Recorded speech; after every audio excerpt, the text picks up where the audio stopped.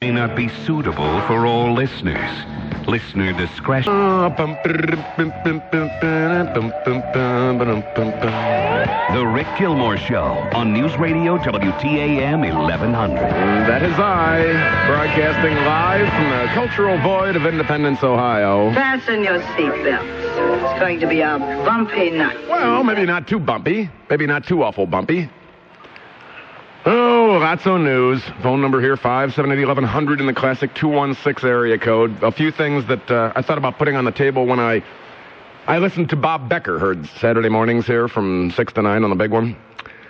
Believe I'll be filling in for Bob next Saturday. How's about that, Bob? I think Bob's going out of town or something. I don't know. But anyway, listening to Bob, and he brought up a couple of things that I thought, gee, I'd like to talk about them as well. And continually, and I hate to keep patting myself on the back, there are, I guess, apparently some pockets of people who still believe that I was wrong as far as the war.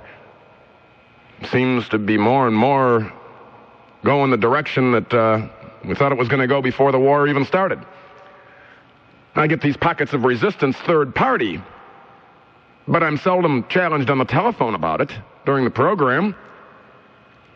I said we had an entry plan and we had no exit plan, and we're losing troops every day, and we're spreading ourselves too thin. And I mean, it seems to me that an awful lot of things I said made sense. I'm not going to dwell on it all night. Well, we don't have any idea what the hell we're doing over there. We don't have a clue. I mean, didn't I say that Rumsfeld was going to say that, gee,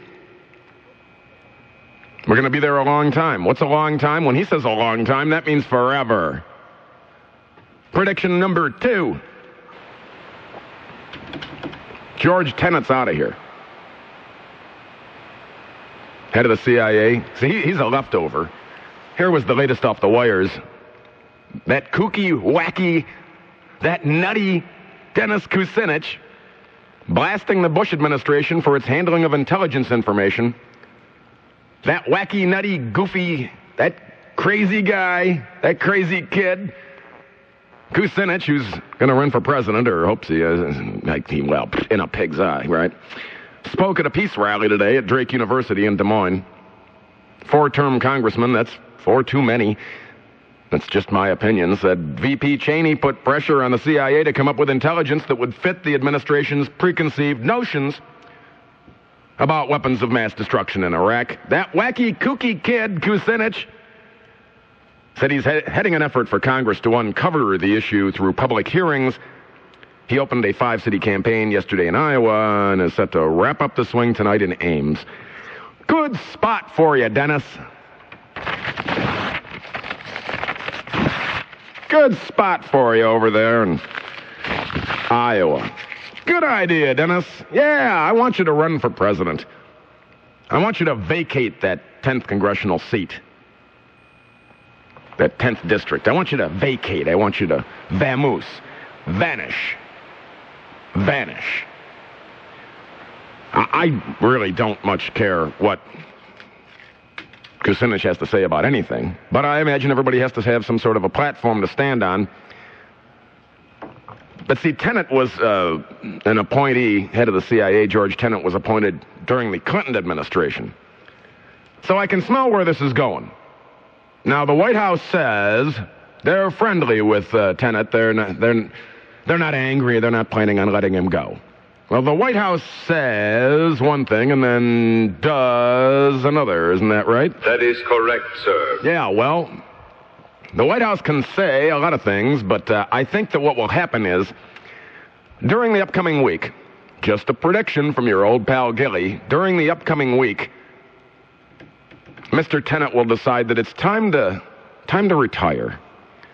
No, he's not being fired. It's just time to step down and move on and do something else. And wasn't there a president in the past that made a statement? The buck stops here.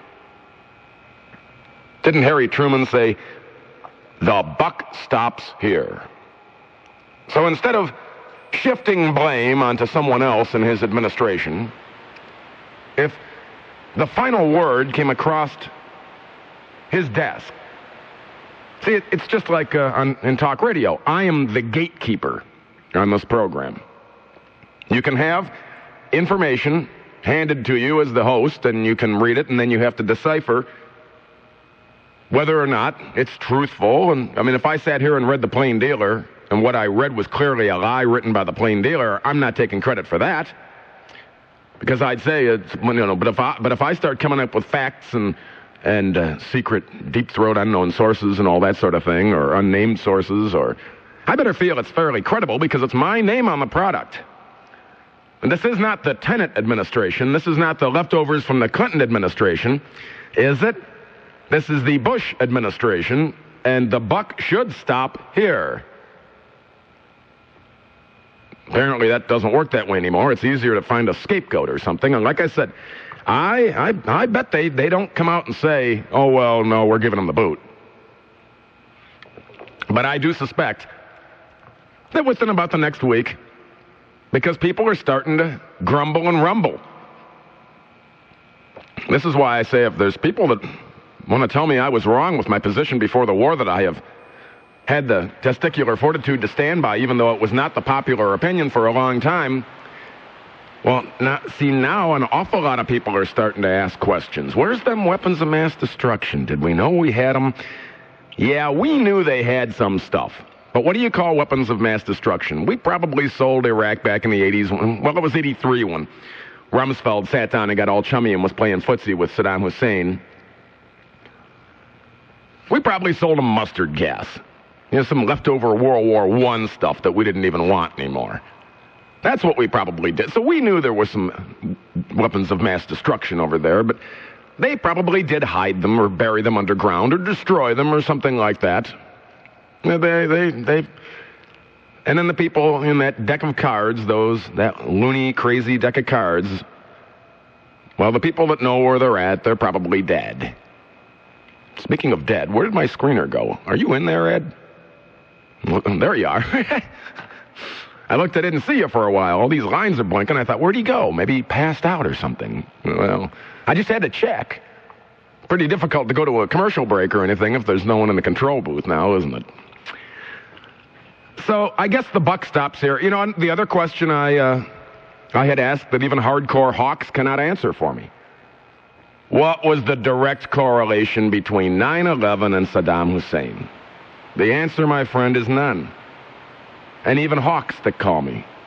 One in particular, Chris from Sandusky. I recall his name because he calls and he's very much for us going into war anywhere around the world. And I ask him point blank, where is the direct correlation? Well, there really wasn't one. But we knew he was funding terrorists.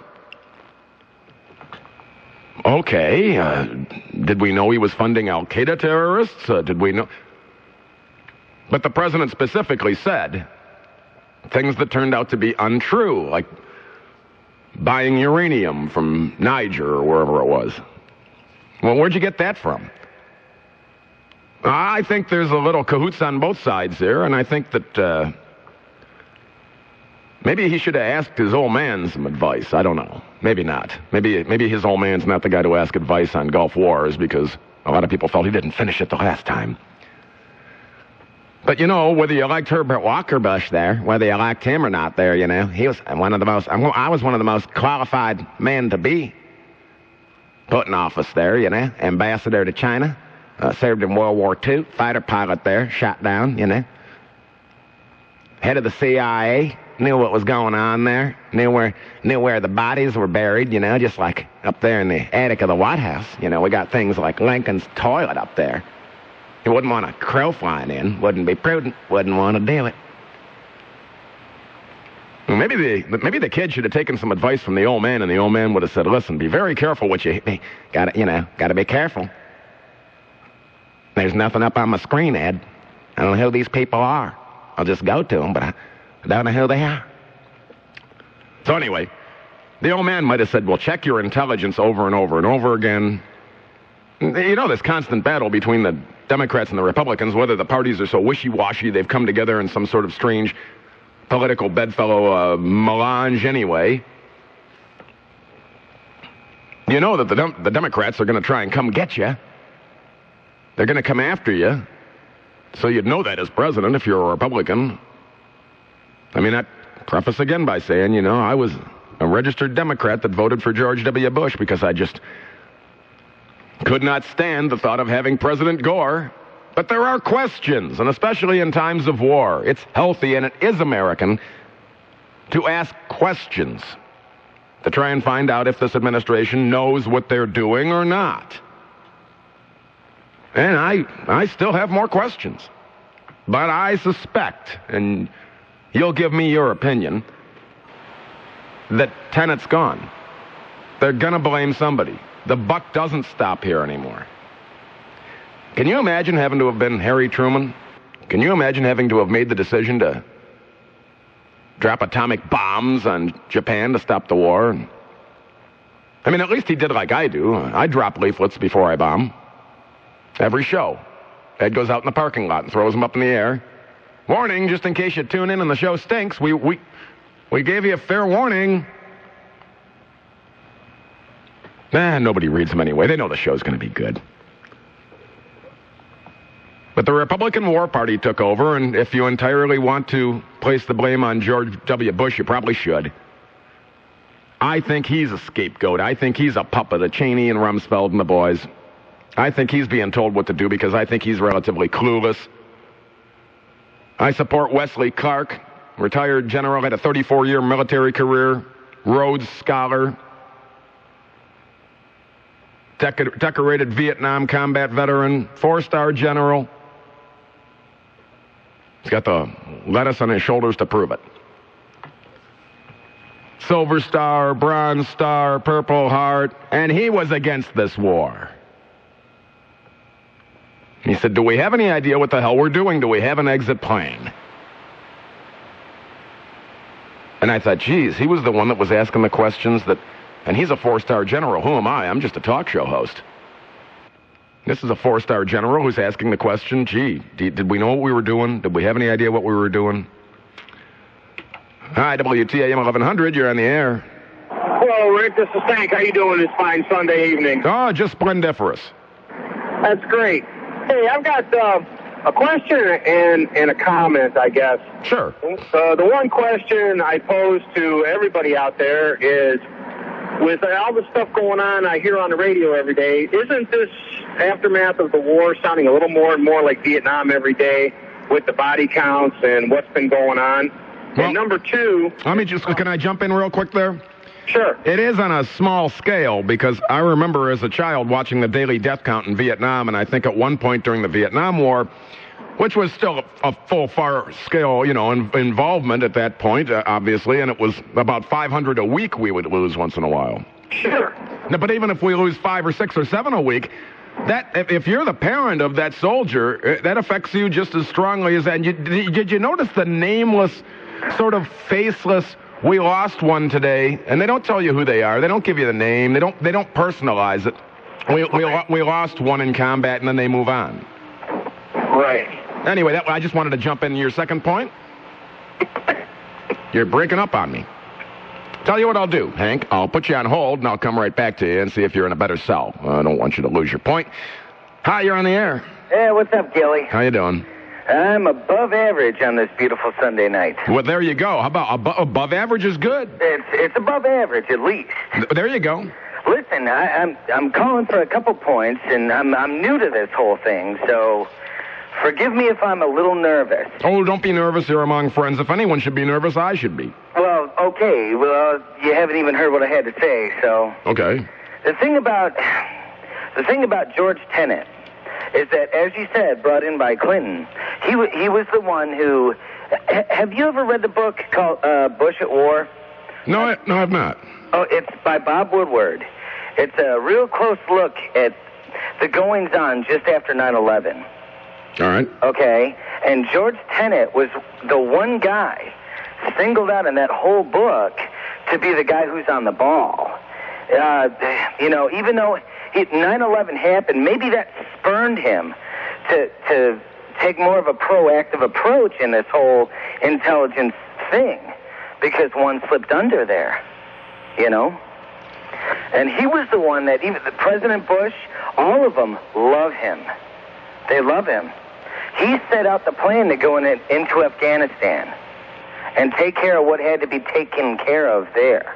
Well, don't you think, though, that at some point down the road, someone's going to have to take the blame for when we do not find any weapons of mass destruction and there was no uranium purchased by Saddam Hussein? And I mean, this is the reason I'm asking these questions, is because more and more, everybody's asking the same questions I was asking before the war. Here's kind of what I'm calling to kind of criticize you about a little bit. Sure.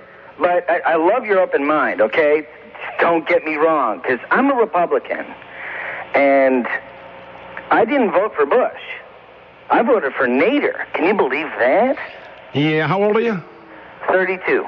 Okay. Yeah, I had an argument, just a little sidebar. Let me slip in real quick, triple Doppler forecast from Work it. TV3 meteorologist Betsy Kling. Tonight, clear, low 60s. Tomorrow, sunny, low 80s. Currently 76 degrees in Cleveland, 76.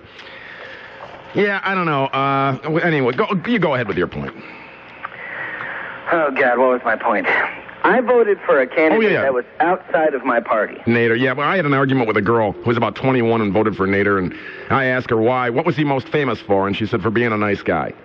Well, you know why I voted for Nader? It was kind of like a vote of protest. Because, I don't know, it kind of sounds like you think, at least the way I'm thinking, like the Democrats and the Republicans have kind of gotten together and, just decided, hey, as long as we don't mess up too bad, no one can come in and mess up our show. Well, that's right. They're career politicians that are in it for the money. That's right. And they shouldn't be in as career politicians. I don't think anyone should, because once you get above dog catcher, you got to keep a watchful eye on these people to make sure somebody doesn't have their hand in their pocket at all times. Oh, whoa. It's nasty. Since the beginning of this country, we've had great minds. Great minds formed this country. I don't think great minds are running it right now. You know what I'm saying? I know what you're saying. But to get back to the point at hand, I do not think they will let go of Tenet. I don't think they will. I really don't know, but I don't think they will. I just had an inkling that if someone had to take the fall... Take the fall for what? For the fact that there is no weapons of mass destruction to be found. Are you willing to go on the record right now and bet me a stadium beer? A stadium beer now. Not just a regular beer. I'll tell you why, too. Go ahead. But are you willing to go on the record right now to say that we will not find any weapons of mass destruction? I have been on the record since before the war saying that, you know what?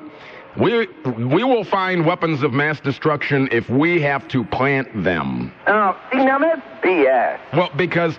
That's BS. Come on. We haven't found any yet. Where are they hiding them? What did they do? Where are they? So well, wait a minute. How long do you want to wait? Oh, it's only been 2 months. Well, it's only been 6 months. How long? Part of the problem. Part of the problem is that we're an impatient culture. We really are. Well, we got in there, okay? That's going to directly... We're talking to scientists now. See, now I believe they're there, okay? But I'm not willing to stick my neck out on the line and say that they're not or that they are. The fact of the matter is we're an impatient culture. All right.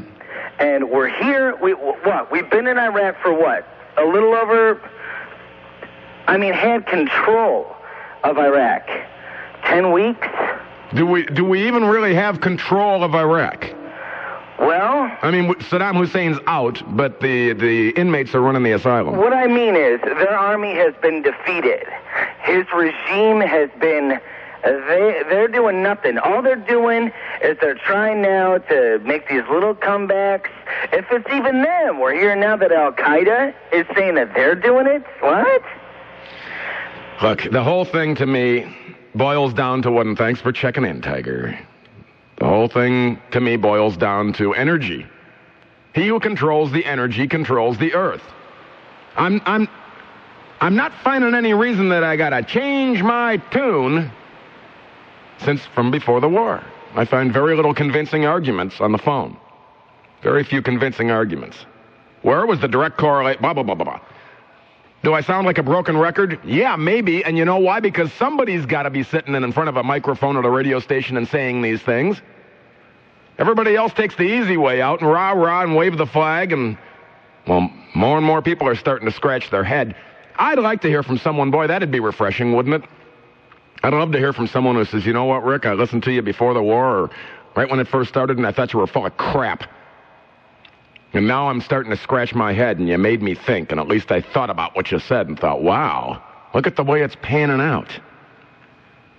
I've had people say, well, you're going to have egg on your face when this is all over. Well, the yoke's on you, because I don't feel that way at all. We do not have control of that country. There's no infrastructure in that country. You roll a tractor tire into a bakery, say, give me a loaf of bread.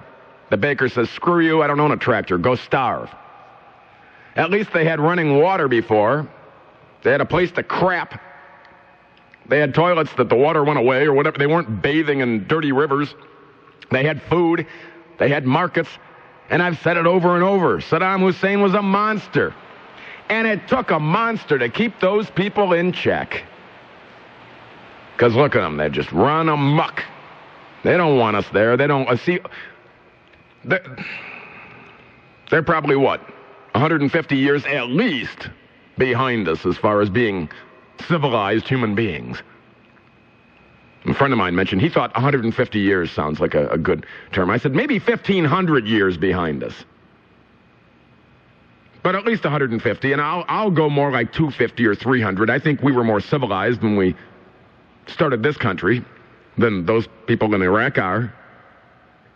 And I think we came from better stock.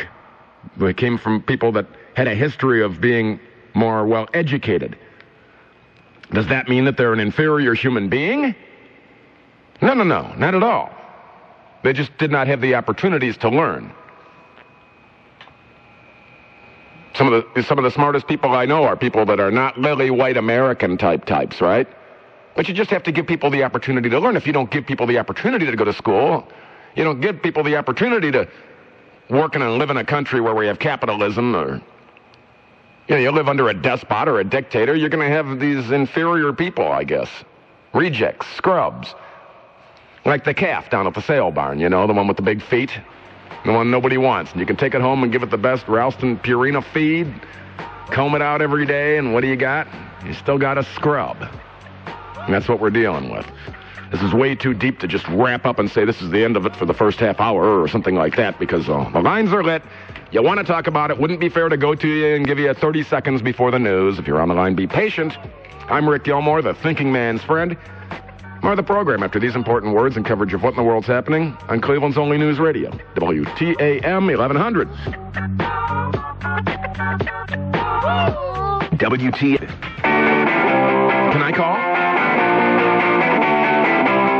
Rick Gilmour. I would love to just come on and call somebody a dickless moron. Wow. That's, I think you just did. Oh, you didn't bleep that? No. Sorry there, Gilly. Nope. I got to go. All right. Talk to you later. On News Radio WTAM 1100. Would I dump something like that? Yeah, and monkeys might fly out of my butt. Our cyber vote at WTAM.com. If elections were held today, who would you vote for? King George V, George V, George Voinovich, or Jerry the Ringmaster Springer? Voinovich leads 52% to 48%. Well, I thought Voinovich already had a job. He's governor of the state of Ohio. He pulls the strings behind Bob the Jellyfish Taft. If it came right down to it, I think I'd have to vote for George. Jerry Springer, not that I have a problem with them having a moronic TV show that I've been found watching more often than not. I'll flip through, and it's fascinating in some regard, just fascinating, but anyway. I think I'd have to go with George. Another thing I mentioned, we were discussing the war before the news, was General Wesley Clark also asked the question, where was the imminent danger from Iraq? And I've discussed this as well. There's a just war and an unjust war and that sort of thing. Well, part of a just war is that we have to be under ongoing attack. We have to be under ongoing attack and fire. We're not undergoing attack and fire from Iraq or Afghanistan. Yeah, I understand going in there with the grand notion of getting Osama bin Laden, and Bush the younger is going to end up being just like Bush the elder if they don't start finding some of these people. Where are they hiding? Can we hide them that well that $25 million is not enough to get some poor jamoke out there to cough up Saddam? Huh? I mean, $25 million? Scott, talk to me. Yeah, hi, Rick. Good show as usual. Thanks. George Tenet. I think, frankly, Tenet is nothing more than just a fall guy for the administration, willingly. Oh, willingly? Mm-hmm. Because I don't know if you heard about Ambassador Joe Wilson. He was sent by the CIA to Niger in February 2002. He's that feller that needs the haircut. Yeah, you could say that. Okay. And he stayed 2 months in Niger, extensive talking with people and research. He found the report to be totally baseless. He told the CIA, which told the Vice President's office 2 weeks before Bush spoke at the UN in September 2002. So Bush knew what he was saying was a lie. He was just doing it because he was hell-bent, almost orgasmically so, on, wanting to go into Iraq, and he'd twist any fact, bend any truth to go in there. Now, I recognize your voice from calling the program even before the war. Right. Have I much bent my opinion or changed it? You've been the only one who's opened his eyes. I tune around, and, my AM does not work in my car. So why I work on AM radio and the FM works just fine, but my AM does not work in this weather. It only works when it's about below 30 degrees. But you've been the only one who's been consistent, been logical. And, it goes all the way from people who've been anti-war to the mind-numb Nazis on Fox. But, no, you've been consistent, and you've been the only one who's been willing to consider facts instead of automatically click your heels and say, Heil Bush. The problem is that people somehow have this feeling that it's unpatriotic to question the president. Well, what do you mean? That to me is one of the definitions of patriotism. Yeah, it's funny. The same people who are making that charge now were the ones before we went into Kosovo or Bosnia, Clinton, that lying, scumbag, and, he's not my commander-in-chief, said Oliver the Felon North. It's amazing how we can find in this country that there are still people willing to buy the smoke and mirrors and the propaganda, and that the parties can effectively lead people to no end other than complete allegiance to one candidate or another. It's just crazy because it's like the Browns versus the Steelers, that kind of thing. It's mind-numbing in politics. It's mind-numbing that no one looks at the issues. How many times have I given out websites or said, read this book or look at that book? And I don't think people care to take the time. No, exactly. From the phoniness surrounding what happened with Jessica Lynch to that maniac at the Defense Department, I call him Dr. Strangelove because that's the way he acts. Don Rumsfeld. Yeah. We're not getting the truth about Jessica Lynch. Yeah, that turned out to be a phony lie. The thing about Niger turned out to be a phony lie. And I'm just wondering, weapons of mass destruction apparently is a lie. And if you're old enough to remember this because I'm only 6 months older than you were. But remember Watergate? Oh, yeah. And this is how it started. Yeah, Nixon was a swine and a fool for having to record things. How idiotic. These people become so self-absorbed with their own life. And look at Clinton. Basically, his job was entertainer-in-chief. Yeah, but as much as I disliked him at the time, compared to, if it's a choice about a president lying about his sex life or a president lying to take a country into war and knowing that he did, as Bush did, I'll take the guy who lies about his sex life. Well, I had to hold my nose when I voted for Bush.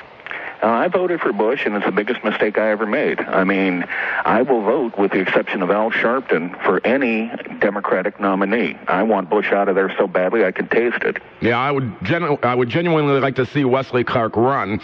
There's a website, draftwesleyclark.com, if you'd like to go there, and you can sign a petition to say, we think maybe you'd be a good candidate.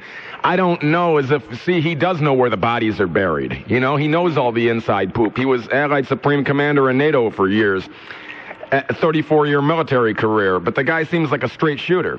Frankly, the ticket I'd like to see would be John Kerry and Wesley Clark, because John Kerry at least served his country. He, got a Silver Star, got a Purple Heart. He wasn't dodging the draft from his Texas Air National Guard unit for 13 months. He actually got 3 Purple Hearts. Well, John Kerry to me is a hero. Him and Wesley Clark, or Kerry and Bob Graham, but Bush has got to go. Enough of the phoniness, enough of being, a tool of, multinational corporations, and I'm just tired of all the chicken hawks, and I'm sure we're going to get some old call after I hang up, but the chicken hawks who've never fought in a war, and frankly, I think that if they had to, they'd pee in their pants and run to Canada. And remind folks again that what you've said many times, that you were in Gulf War I. I was in Desert Storm 1. I fought at the Battle of Kopje, was wounded, and unfortunately had to kill.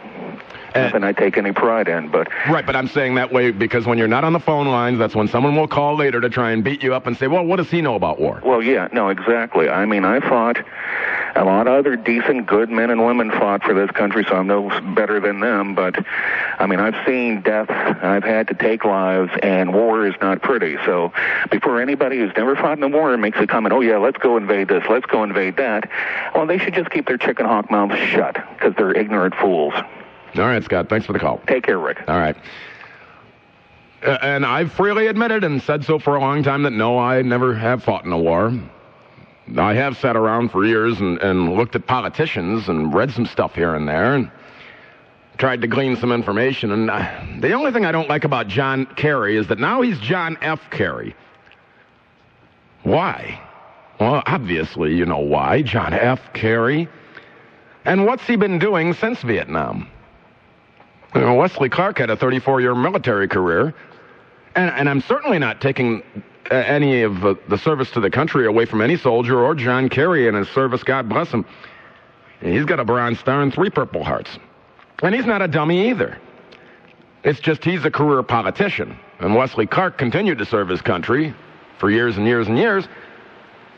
As far as I know, John Kerry, I'm going to leave the F part out there, just John Kerry became a politician, and that's where he's been ever since. And if you see the two of them speak, like I did on Meet the Press, or Face the Nation, or Face This Way and Bend Over, or I don't know, one of those shows, he just doesn't seem as honest and forthright as Wesley Clark.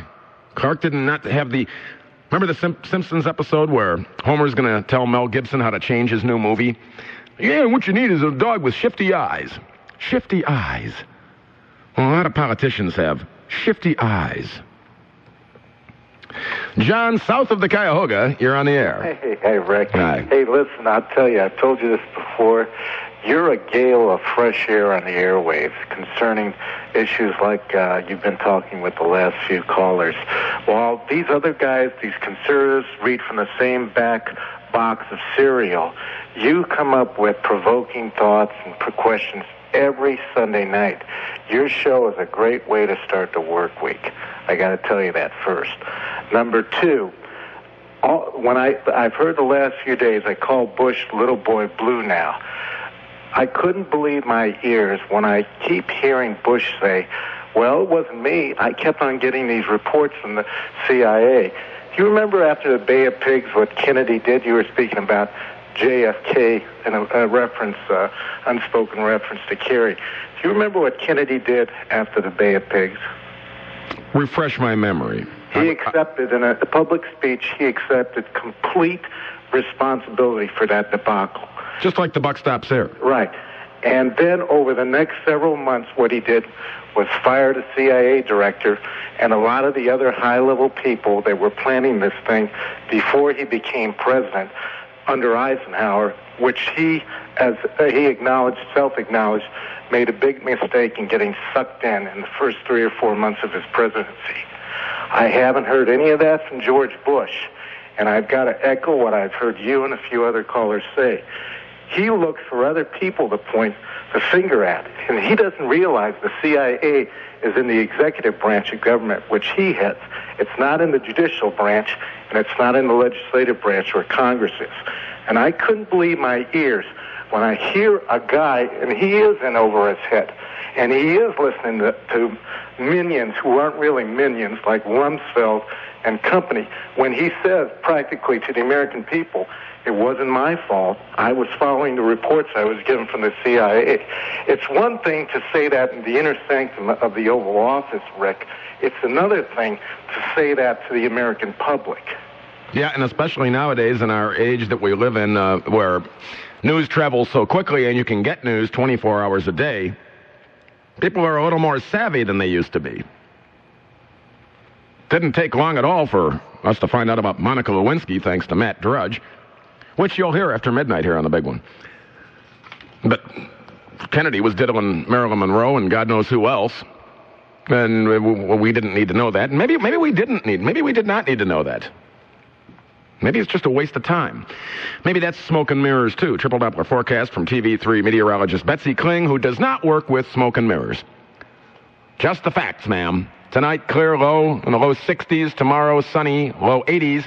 Let's look ahead, shall we? Sure. Tuesday, sunny, mid-80s. Currently 73 degrees. If you're on the lake, the waves are calm. Water temperature is up to 74. Peggy. Yes. Make sure you turn down your radio. Okay, the radio is down. Go right ahead, please, ma'am. Hey, Rick. Yes. Hello? Yes, I'm here. Hey. Yeah. I listen to you as much as I can, and I enjoy listening to you. But I heard you just say that you would not vote for Bush, and it bums me out because I thought you would vote for Bush. I did vote for Bush. Hey, good boy. Well, okay, yeah. That's what I need, is to be talked down to as if I'm a puppy dog that found the backyard in time. I think I've researched just a little bit more than to be patted on the head. Larry, talk to me. Hey, Rick, what's up, buddy? Hey, I fully expected to have... Well, no, I guess I didn't. I expected people to call when I baited them, and I said, listen, call and tell me where I was wrong with my stance about the questioning of whether or not we should have gone to a war with Iraq. Hey, let me tell you something. I don't think you heard me much bitching about Afghanistan, other than there was nothing that we get from Afghanistan, and then how come we don't hear about us bulldozing the poppy fields? What do we get from there? Long-nosed dogs and throw rugs you put on your couch. Let me kiss your butt a little bit. I've been listening to your show a long time. You've always spoke the truth. You said what you felt. Didn't go like with everybody else. What's going with the flow. I've been listening to your show for a long time. First time I called you was back in 2001 in February when Dale Earnhardt died. After that day, because I was depressed in it, and I listened to you talk, and I always listen to your show, like the other guy says, it's a great way to start the work week because you always spoke the truth, and you always did. And then people are gonna come, they're gonna bust your chops for that. But hey, there's nothing wrong with that, man. And I wish you would vote. I wish you would run for president because I think you'd win. Well, I don't think I want to run for any elected office because. And I'm not trying to pat myself on the back when I say this, but I've heard it from enough people, and if enough people tell you you're drunk, maybe you ought to sit down. There's no one else on the radio saying what you're saying, Rick. I know. Listen to these other people. They're like it's a repeat over and over. No matter what station you turn to, they all the same thing over and over, like Rush Limbaugh and that. I mean, they're all garbage. Well, I have to tell you, and this is from the heart, no one during the entire war, no one during the election of 2000, no one in management ever came to me and said, why are you saying this? Maybe you ought to say that. No one ever has done that. And for anyone that wants to sit around and badmouth Clear Channel or other media moguls, well, we're a corporate giant, don't screw with us. And no one comes and sits me down and says, Rick, why do you have this opinion that's different than everyone else's? Why are not you towing the party line? Why are not you with Rush and Glenn Beck? Because, you know why? Because I'm not going to sit and spew something I don't believe. You know why? Because people are lied to day in and day out all through their lives. And when someone comes to you and they hear you and someone's speaking from the heart and they're telling the truth, it's about time. It's everybody. That's what you want to hear. You get tired of being, lied to. I want to hear some truth, and that's what you do. That's what I try to do. I'm sure at some point someone out there will find something I said to try and take two words, twist it around, and stick it down my throat, just like every woman I've ever been with has done. Women. And so someone will find something that, like my prediction that I said, I think George Tenet will go bye-bye. Well, I will stand by that. It's a prediction, but I just know the way politics works, and they're going to say, listen, we love George, but, it was his decision. Mr. Tenet decided that he was going to retire and move on. His aunt's not well, or who knows what. They'll have some nice, easy out. That or something else will happen. We'll have something else that will happen, and we'll be so shifted and focused on that this will just go by the wayside. Just like you said before the war. They're not going to find no weapons of mass destruction, but they will, even if we got to plant them there. That's what We're not going to be... You think the United States is going to want to look bad in front of the world? Heck no. Nope. And the part that bothered me the most was Gulf War I. We had a coalition of countries and said, look at Saddam Hussein, and he's hurting a friend of ours. He's invading the country, raping the babies and killing the children and all that. Oh, he wasn't doing that this go-round, and so how many people were in the coalition? Us and the Brits, and now even our people, and the British government is going against Tony Blair for what the administrations of both countries did. 2 countries, not 30 countries, 2 countries. And not to be mean or to change the subject, but what's up with the car show, buddy? You know, it's interesting. I had it planned for a Saturday in August, and now I just got some information that I'm going to have to come up with a new date. And so I'll have to powwow during the week. There's been some illnesses around in management and the help around here, and there's just been a lot of things going on and people on vacation and this and that, so we got to just get everybody together. I got my computer back. I'm going to sit down and email Ray Davis, program director, and I'm going to try and figure out where we can do this. And I mean, I know we can do it here in front of the radio station. I would like to do it on a Saturday afternoon, but, you know, in Indian season, this is going to be tough. And, you know, it'd be really cool if the station had any kind of guts. They could come up with some kind of a thing for everybody that came and donated something. They could come up with a 1,100 T-shirt for commemorating this and have, like, a cartoon of Rick Gilly on the front of the T-shirt, and it says, home of the big one, and your zipper down and a big microphone sticking out. Wouldn't that be cool? Well, that'd certainly be different, Larry. I had more in mind dash plaques for cars. Yeah, well, I'm trying to be creative, buddy. Well, okay, well... we'll talk more off the air. I'm going to let you go and you have a good one. I already do. And I let you go first. We'll hash out the plans. I've got a couple of things that I do have written in stone. Yes, Ray Davis said to me, it sounds like a good idea.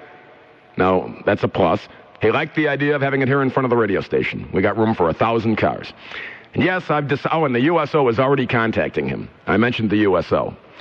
Now, I had some questions in the past about whether or not the USO was a good idea. And I start making some phone calls and talking to people, and I did not know this, did you? Why did Bob Hope do what he did for the USO year after year after year after year? Because they're not funded by the government. They're funded by people who give donations. And I was told that if you see the USO storage locker in Strongsville, it's pathetic. It's about the size of a closet. Well, we can't have that. Just think about the small details. Think about troops over there in the middle of a godforsaken desert, and they have to go to the bathroom. Do they have wet ones, you know? Do they have wipes? Do they have some way to clean their hands? Just think about that sort of thing. A lot of things are provided for by the military, and a lot of things are not. So I just got to come up with a date. I know what I want. I got to get a hold of somebody from Rolling Thunder. I want 500 cars and 500 bikes. I want a car wash. I'd like to raise $10,000. Could we raise $10,000 for the USO? I'll keep you posted. Oh, and I want to remind you as well that if you're elderly, not feeling well, and have a lot of money, and don't know who to leave it to, Edmund and I we're sitting here thinking, well, we're good candidates. Remember who entertains you in your twilight years. I'm Rick Gilmour, the financially sinking man's friend, on Cleveland's only news radio. More of the program after these important words and coverage of what in the world's happening on the big one, News Radio, WTAM 1100. The big one's coming up at the bottom of the hour. Bulletins at 1. News Radio, WTAM 1100. The following material may not be suitable for all listeners. Listener discretion is advised. Yeah, that's right. You're just hurting yourself with this rambunctious behavior. I know. Always getting in some sort of trouble. One fashion or another. What are you going to do when you broadcast live from the cultural void of Independence, Ohio? It was just bound to happen. Right, big voice man? Who am I? And then who are we? Talk to me, baby. Talk. The Rick Gilmour Show on News Radio WTAM 1100. Yepper. Well, talking a little bit about the war still, because if I have to remind you, I guess, that the war is still going on. We're still losing people every day. I know a lot of people think the war's over and that's that, and let's just move on. And, well, that's just not the truth. Well, it's worthy of discussion, and I don't know how many people are on the air even doing it. Most people just seem to have moved on. We have those nameless, faceless people that we lose all the time. We just hear about, yep, lost another one. That's all you hear. Yeah, lost another one. Well, some people seem to think that when I talk about the war, I don't know what I'm talking about. I love Rick Gilmour. He's a good friend of mine. Well, he's a friend of mine. He's not a good friend of mine. He's a friend of mine, and I like him, okay? When he talks about the war, he sounds like an imbecile. Yeah, whatever, you fat bitch. Hey, where'd that come from? Must have been a glitch in the computer line. Toll free, you're on the air. Hi, Rick. How are you? Oh, God, it's Dick from Dayton. How are you? Okay. How you been, man? Oh, just great. Just great. I thought I'd check in with you. It's been a couple weeks. Yep. Still doing a program. That's good. Still complaining about the war. Oh, Rick, I'm telling you, that stuff's got to stop, doesn't it? What's that, the complaining? No, I mean, we got to start producing. Oh, America, I love America, you know. I love America, too. I would not want to live anyplace else.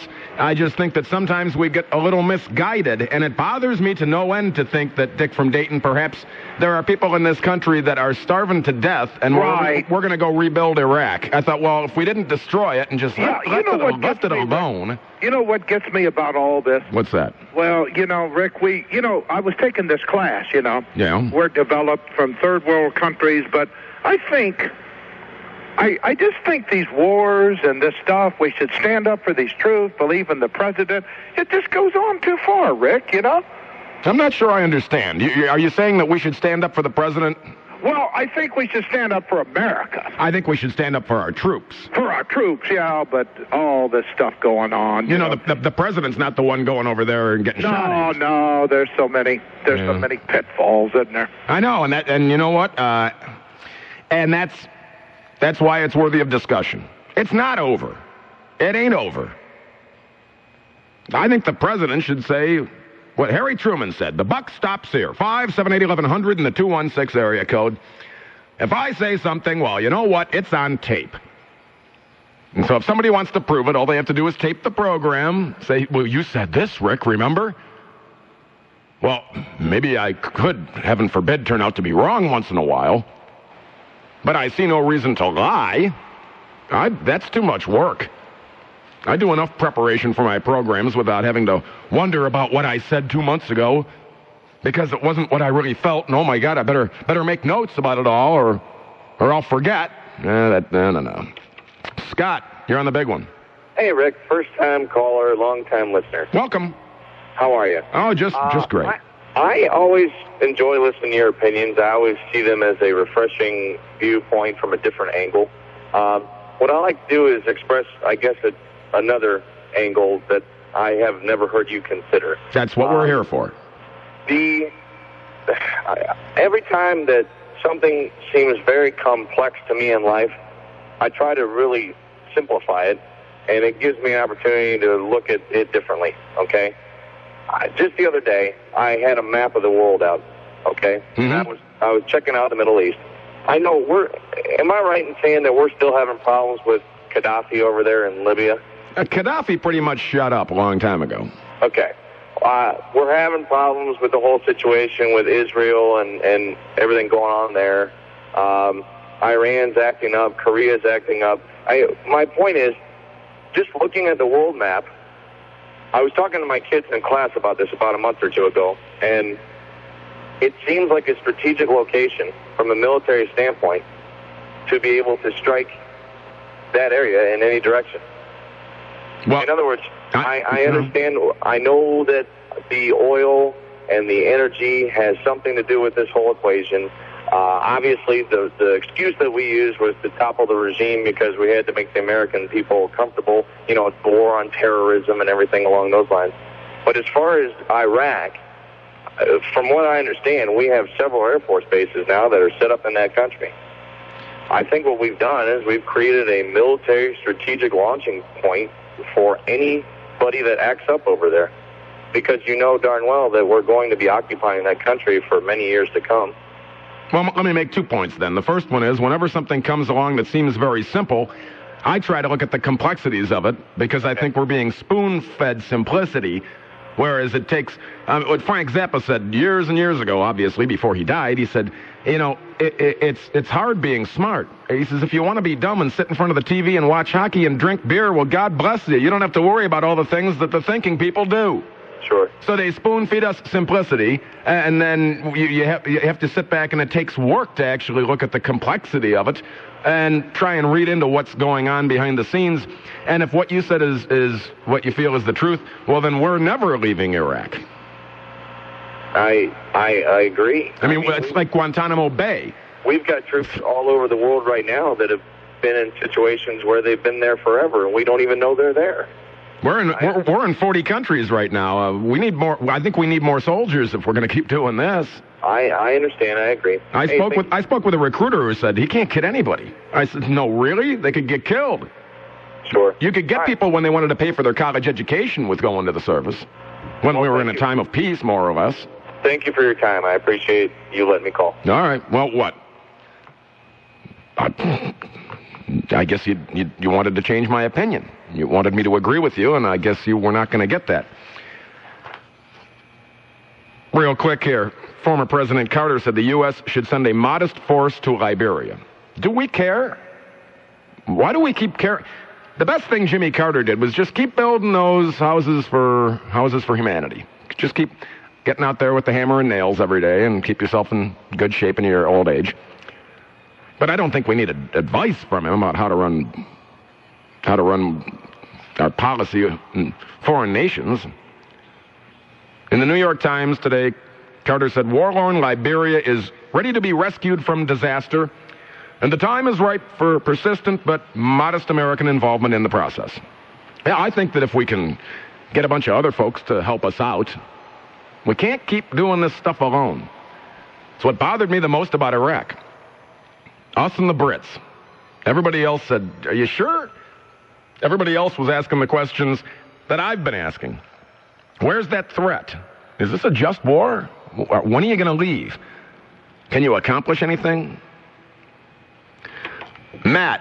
Yeah. West of the Cuyahoga, you're on the air. Hey, you are the thinking man's friend, Gilly. Well, for better or worse. Totally enjoy your show. Appreciate it. Hey, you know what? I really like Wesley Clark myself, and I think some of your callers, or somebody, I think in some of your stats you mentioned, there's all these Democratic candidates lining up there, and a lot of people really don't like any of them. And I guess I'd say I'm in that category, and I really don't like Bush. The thing that I guess I'll take a different view is on weapons of mass destruction. I really think they eventually will find them, and the reason I say that is looking at all the stuff they found in the Iraqi army, from all these antidotes, all these chemical suits. It's like they found everything but the weapons of mass destruction. I think they eventually will. You have to consider one thing, though. When they tell you they found chemical suits, you have to remember that some of these chemical suits have been sitting in the desert since the first go-around. I mean, they can find these things that any soldier in the Iraqi army, if they did have weapons of mass destruction or they had, say, poison gas, why did not they use it when it was the end of their country as they knew it? Because they knew that these old dry-rotted suits were not going to protect them from something called blowback. They don't want to kill themselves and their families and a whole town full of Iraqis trying to kill 5,000 U.S. troops because they know they did not have the protection and or they did not have the poison gas or the weapons of mass destruction. My opinion is that somehow, some way, Hussein had that stuff hidden, destroyed, or something before, or whatever. But I think it's probably, if they did have some, I think it's probably buried, and the people that know where it is are captured or dead, and they aren't saying, especially if they're dead, they're not saying anything. And I think that if there is stuff, we'll never find it, because we have to have somebody say, you got to dig over there. I mean, it is the size of California. The other thing is, I think more importantly, and I got another point to make, is that sure. They need to find Saddam Hussein and his sons, and they need to have those people eliminated. You know what I mean? It's like, I really think that there's so many folks there are so afraid that this guy is going to come back to power or whatever, and somehow, some way, they got to get those, they got to find this guy, and they got to... I think you're right. I think you go a long way towards accomplishing something if you can find them, because there are people over there, like you say, and like I've said, He's a monster, right? Yep. So they're thinking, well, what if the monster comes back? The monster will pat us on the head if we were on his side. Yeah, but the other thing that really bothered me about GW is that obviously I think everybody knew that militarily it was just a matter of time when the United States would win. But the thing that really bugged me is I couldn't get over how stupid we were in not having enough. It's like we needed two armies. We needed a military army and we needed like a civilian army. One to come in, get the water going, get the sewers working, get some police protection. And the other thing is, if we had this coalition of willing, why didn't we get all the, I think Kuwait owes us a favor. Maybe they can supply us like about 10,000 translators. You know what I mean? It's like we got all these army guys going in there looking for stuff, but they can't read Arabic. There's not enough translators to go around and all that. And I think if Bush would have had somebody else going in there, after the regular army swept in and, got the basics going, water. But does it bother you, the coalition of the willing, countries. Obviously the president can stand in front of the country and tell us anything he wants to because he apparently has. So he can call them a coalition of the willing, but where are they? Well, that's the point. I know, I got to run, but it's just like in Cleveland here, we live in a town that it's a one newspaper town. Where do you get your news? Where do you get your news from? Do you try to get your news from the CBC or the BBC? Do you try and get your news from Al Jazeera? Do you try and get your news from anywhere else in the world? Where they're all sitting around and saying, what the hell are they doing this for? What's the end game? Who wins, who loses, and who profits? Someone always wins. Well, we knew we could win this one. Walk in the park. We won the war, but can we win the peace? What's our exit strategy? Are we planning on leaving? Yeah, you look at places like Guantanamo Bay. And nobody else can go to Cuba and visit. Well, yes, you can. You can fly in through Mexico if you got some $100 bills on you, but nobody's supposed to know that. And bring back some nice stogies. But the soldiers can go to Guantanamo Bay, right? And so we just got a base down there forever and ever and ever and ever. What's forever and ever? As far as I'm concerned, in our lifetimes, if we've been there 40 or 50 years, that's forever and ever and ever. I started to base my questioning of the government when it came to the Warren Commission sealing all the results of the findings about the Kennedy assassination for 75 years. Why 75 years? Everyone that cares less will be dead. That's why. No, I'm not even going to get into the conspiracy. But sure makes people sit and wonder, doesn't it? If you think at all, and you're a friend of the thinking man's friend, or a friend of the thinking man's friend, or you're just a thinking person yourself, kind of makes you wonder, doesn't it? The government lied to us? Never. Here's someone who will never lie to you. Betsy Kling, the triple Doppler forecast. Tonight, clear, low 60s. Tomorrow and Tuesday, both low to mid 80s with lots of sun. Currently 73 degrees in Cleveland. 73 degrees. Dion, you're on the air. Hey, Mr. Gilmore, how are you? Just great. First-time caller. Welcome. I was just listening to what you had said earlier about Jerry Springer running for the Senate, and it sounded to me like you were leaning towards Voinovich. Am I right? Well, I think that Springer, if you look at him when he was city manager in Cincinnati, he is about as liberal as Rush is conservative. I mean, he's way, way, way, way back, way left. Well, now, how long ago was that? Well, he has not changed his opinions much. He's a lifelong liberal who'd love to play footsie with Shirley MacLaine on another plane.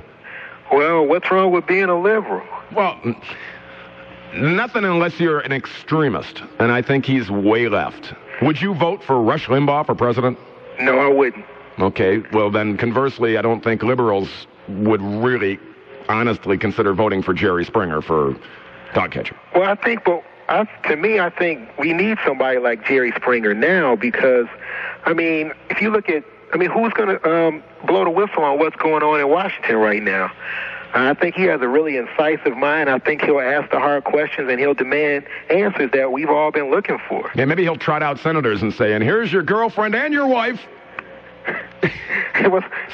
Maybe they need to loosen up a little bit up there anyway. Well, it's just, in a lot of regards to, I think that Jerry Springer made a conscious decision when he started doing that show that he was just going to cash his check and collect the money, and it turned out to be wildly successful. And now that he's bored with the program and has tons of money, now he wants to get back into politics, and he looks like a freaking clown. But you know, he said something that I think is true, and I heard him. He was quoted saying that there's an elitism in politics now that wasn't there when he was a younger person. Would you vote for Vince McMahon for anything? What, the leader? I mean, the founder of the WWE? Yeah, a WWF or whatever it is. Yeah, well, I mean, it depends on what he's saying. I mean, I don't really care too much about what a person is doing in his past life. I really care about what his ideas are for the government. I mean, does he seem like he wants an honest government, open government? I mean, I'm really sick and tired of all the lies that are coming out of Washington. And I just think, somebody with a fresh approach or is not afraid to attack Washington or question it will help keep on the toes and keep the government a little bit more honest for us. Well, instead of just sitting here and poo-pooing him right off the bat, I suppose I'd at least hear what he has to say. There you go. You know what I'm saying? I mean, if we hear what he has to say and I say, you know what, Rick, you were right, I think in my mind that he's just way too liberal and he's not going to do anything other than... We do not need a hindrance. Someone that constantly is overshadowed by the fact that they had some kooky, crazy TV show. I agree, but I think, Jerry is a person, if you can go from being city manager to a crazy TV show, that shows me that, you've got a wide spectrum of faces that you can put on when necessary. Man, America's an amazing place because look who went from starring in Bedtime for Bonzo to being president. Who would that be, Reagan? Reagan. Oh, yeah. Look at Jesse Ventura. I mean, America's an amazing land of opportunity, and never underestimate the stupidity of the American public. Hey, like I said, if they'll vote for George Bush, and if they can't see what's going on right now, then, anything is possible. Amen and hallelujah. And don't be a stranger there, Dion. Hey, Mike, you're on the air. Hey, Rick, how you doing? Great. You made a really good comment before about, how kind of like, I always hear it from this professor I went to college about. He told me, he says, with the media and with stories in general, it's like the magician. They keep your eye on the image, and the trick is being done behind the scenes, and that's the whole point of the media. And it's really sad how, the media, and I don't mean to blame you, but just people in general that tend to think that, like sex and war can sell so easily because it's images and people can relate to that stuff so easily. But the true stories are never brought out because they feel that the public is either stupid or the story's so time-consuming that they lose the interest because we're so much of, with remote controls and surfing so quickly that we need image to grasp, the sale. You know what I mean? And I'm sorry. Were you saying something? My short attention span as an American interfered. Yeah, exactly. So that's the whole point. Is that with Bill Clinton and all his his escapades and with the war, it's easy. But I read some pretty good articles that the reason why I think the war's going on for the most part is and everybody knows it's oil. And I know I heard a caller the other day on the radio saying, well, if it was so much about oil, why don't we just take Kuwait's oil? Well, I think the bottom line a lot of people don't understand is that Saddam Hussein, I think he wanted demand for payment of oil in euro dollars, okay?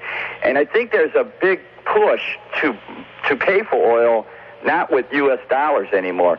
And because of that, that's an extreme importance because what happens is that if everybody starts buying oil without U.S. dollars, what happens is that the U.S. dollar, the currency, our currency, is going to be destroyed. And I think, whether Bush was right or wrong, I think that was a major part of it. And those are the type of stories that people don't understand is because, there's so much complexity that people just don't want to listen to it. Their lives they don't want to hear complex things. They want to see images of people shooting and dying and sex sells and images. I mean, you can see it on primetime TV. It's Mike, we are a soundbite society. Right, exactly. No one has the time to investigate the U.S. government pumping liquidity into the market. Right. It's very sad, and it's good that programs like you, at least you can voice your opinions, and they are just opinions, and you can read things off the internet, and people say, oh, you got it off the internet. How good is that? But, the bottom line is that, it gives you the right to at least try to read things and try to, judge right and wrong. I mean, nowadays, everything's done for sales. Everything is done to try to grasp the attention of you as quick as possible before you surf to the next channel. And it's so sad. Mike, I gotta run getting up on the news. But you make a good point. And I do not just blindly go anywhere on the internet. Do you have some time? Go to stormandnorm.com, STORMINNORM.com, 2 N's in the middle, and check out some of the links to energy sources. Check out some of the links about energy. Check out some of the Middle Eastern news sources, not wackos, legitimate news sources from around the world that can be verified and backed up. It's not nonsense that somebody dreamt up. You know what I'm saying? It's not just, IHateBush.com or something like that. It's not something so simplistic, and it takes a little time. And I understand in this soundbite society that a lot of people just say, Rick, I have an opinion. By God, I'm keeping it. And that's that. And I say it's a lot more involved than that. Government do take a bite, don't you? Yeah, they sure do. More of the program. I'm Rick Gilmour, the thinking man's friend. After these important words and coverage of what in the world's happening. And if you're on the line and you want to talk about war, that's cool. And I also wanted to throw in something Becker talked about yesterday morning from 6 to 9. I want to hear from some cops on this one. I've got a couple of lines open at 578-1100. What about that idea of putting advertisements on police cars to help pay for them for communities? It'd be kind of like NASCAR, wouldn't it? Right back at you after these important words and coverage of what in the world's happening on Cleveland's only news radio, WTAM 1100. TAM 1100. Yeah, I was thinking about that, something I mentioned before the news. Becker was talking about, I guess there's some kind of an issue where some cities cannot afford police cars, so they're talking about getting, Tampax or somebody to put an ad on the back of the car, and that way they'll help pay for the vehicles because they can't afford to buy them. And I thought, the only way I could have an opinion on that is if you're a police officer. What do you think about that? Is that a bad idea? Would that somehow do something to hurt your credibility if you had to drive around? I mean, Tampax would be an extreme. I would think that you'd have to have something, I don't know. I mean, what if you had, a pizza joint on the back? Does that go to hurt your credibility and your pride because you're driving around? Would you rather have an aging fleet of vehicles, I guess if it comes right down to it, that you could put your life at risk, or drive around in a nice brand new Crown Vic? But I cannot answer that question because I'm not a cop. I don't know how you'd feel about that. Give me a call, 578-1100, and let me know. And I have a mixed feeling about it. You wouldn't see the U.S. Army driving around with advertisements on the side, would you? I mean, I guess it's an idea. If you say, we're broke, we just don't have any money. Well, I know the Highway Patrol gets rid of vehicles, and they have a special auction that they auction off their used Highway Patrol cars that are the good ones that the lieutenant drove, that sort of thing. And I think Ohio, at least the last I checked, goes through 1,200 cars a year. And you can get a Crown Vic for about $7,000 or $8,000 with about 80,000 miles on it that's been so well maintained that it's probably a better vehicle than something you bought from Grandma. Because they change the oil constantly, and it's not like they're crap boxes. They got cloth seats and power this and that and a nice stereo. It's not like the old days. The Highway Patrol cars are pretty nice cars. They even, I think as part of their training, make the officers take the vehicle home and wash and wax it. This is something interesting. I checked my mailbox. This was snail mailed to me. If you'd like to mail something to me, Rick Gilmour, care of Clear Channel, or WTAM 1100, your choice. 6200 Oak Tree Boulevard, Suite 4, Independence, Ohio, 44131. That's some restaurant out in North Olmsted. What the heck's El Charro out there in North Olmsted, 30,000 block. I guess for the entire month of July, if you are a firefighter or police officer, emergency and military personnel, they get 50% off their entree. How about that? Well, I mean, everybody's trying to do something to help. I'm trying to get this car show together. I'll keep you apprised of what's going on. And I know restaurants, and especially not great big huge restaurants, everybody's got to eat. And so I guess that sounds like a good idea. get 50% off to try and do something to help pay back. I thought the car show seemed like a good idea, and it will happen. If it doesn't happen as soon as I'd like it to, it will happen before fall. I will get it together because I think it's important to try and raise some money for the USO. They are not funded by the government. Did you know that? Hal, did you know that? Yeah. How are you, Rick? All right. Hey, I want to get back to the when you was talking about Hussein and the weapons of mass destruction. I know you're talking about another subject, right? No. I just threw that in the mix as well, by all means. I think one important piece that everyone forgets about is it took us 5 months to get over there after we decided to go to war. And in 5 months, how long do you think it would take him to hide weapons of mass destruction? I think everybody forgets that. They're probably sitting over in Libya right now just idle, wait until it cools down over there. Well, the problem is, one of my concerns was, I don't think it'll ever cool down over there. I don't either. And I think what a tragedy is how our nation is so divided on this. And the man was a criminal to begin with, and all he did was torture people. And I don't mean just hundreds, thousands, and probably tens of thousands of people. He's murdered and tortured, and it's well documented. And now, instead of putting the focus on him, they're attacking our president. Well, there are a lot of questions that needed to be asked, don't you think? I mean, do you think that when the whole Homestead Security Act and Patriot Acts 1 and 2 came out, they seemed as if they were almost worded that, how dare you ask any questions ever, or you're un-American? Well, I think that Hussein wouldn't have to do any espionage. I think we just sit back and listen to the radio shows and all the liberal points of view, and all it does is just put our nation down. Where are you getting all these liberal points of view on the radio? I don't mean yours. No, I'm saying where are they, because I don't hear them. No, I mean the people who put out these questions that really all it does is divide our nation. So no one should ask any questions. It's not doing anything but hurting our country. That's not what I'm saying. Well, that's what it comes off sounding like. Well, I stood by a president that was rather immoral, and I didn't sit there and bash him, and I don't sit here and bash George Bush right now either. I think he's in a difficult position. I think the world's in a tight quandary as it is with all the things going over in the Middle East, and we're backing up Israel and such, and we get a black eye for doing that, and really it boils down to being God's chosen people, and that's kind of the side that we've taken, and I think a lot of people disagree with that point of view. And then instead of pointing a finger at a torturing kind of guy, what do? They point to our CIA and our president and say that they probably got bad information, or whatever point of view they want to bring up, that just don't support our nation. All right, well, we're going to agree to disagree on that one, Tiger. The buck stops here. Apparently not with the president. The buck does not stop there. It's George Tenet's fault, but we love him, but I predict he will retire, or they'll promote him or do something with him. Somebody's going to take the fall for it, and it's not going to be the president. And yeah, I know the world's in a precarious situation right now. And I know it's easy to stand lockstep and click heels and say, hi, old Bush. And I know it's not the easy way out, and I knew when I started this, and I've had people that I'm friends with disagree with me loudly about how I feel.